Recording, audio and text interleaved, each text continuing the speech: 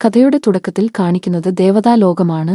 റാണി ദേവതമാരോട് സംസാരിച്ചുകൊണ്ടിരിക്കുമ്പോൾ അങ്ങോട്ടേക്ക് ദുഷ്ടദേവത വരുന്നു. ദുഷ്ടദേവതയെ കണ്ട് എല്ലാ ദേവതകളും ഭയപ്പെടുന്നു. ദുഷ്ടദേവത റാണി ദേവതയോട് താൻ ഭൂമിയിലെ എല്ലാ കുട്ടികളിലും തിന്മ പരത്തി ഭൂമിയും തനിക്ക് നഷ്ടപ്പെട്ടു പോയ ദേവതാലോകവും കീഴടക്കുമെന്നും ദേവതകൾ എടുത്തു വളർത്തിയ ബാൽവീറിനെ തന്റെ അടിമയാക്കുമെന്നും പറയുന്നു. ഈ സമയം ദേവതാലോകത്തെ സേവകനായ ഡുണ്ടുമാൻ ബാൽവീറിന്റെ വളർത്തമ്മയായ സൗന്ദര്യ ദേവതയോട് ദുഷ്ടദേവത അവിടെ വന്ന് കാര്യം പറയുന്നു. ഇത് കേട്ട് സൗന്ദര്യ ദേവത റാണി ദേവതയുടെ അടുത്തേക്ക് പോകുന്നു. അവിടെ വെച്ച് റാണി ദേവത എങ്ങനെയാണ് നന്മ ദേവതയായിരുന്ന ദുഷ്ടദേവത ദേവതാലോകത്തിൽ നിന്നും പോയതെന്നും അവരുടെ ദേവതാലോകത്തിന്റെ റാണിയായി എല്ലാവരെയും അടിമയാക്കുക എന്ന ദുരാഗ്രഹത്തെക്കുറിച്ചും ബാൽവീറിന്റെ ജനനത്തെക്കുറിച്ചും ബാൽവീറിനെ എങ്ങനെയാണ് ദുഷ്ടദേവതയുടെ കയ്യിൽ നിന്ന് രക്ഷിച്ച് ദേവതാലോകത്തേക്ക് കൊണ്ടുവന്നതുമെന്നൊക്കെ സൗന്ദര്യ ദേവതയോട് പറയുന്നു.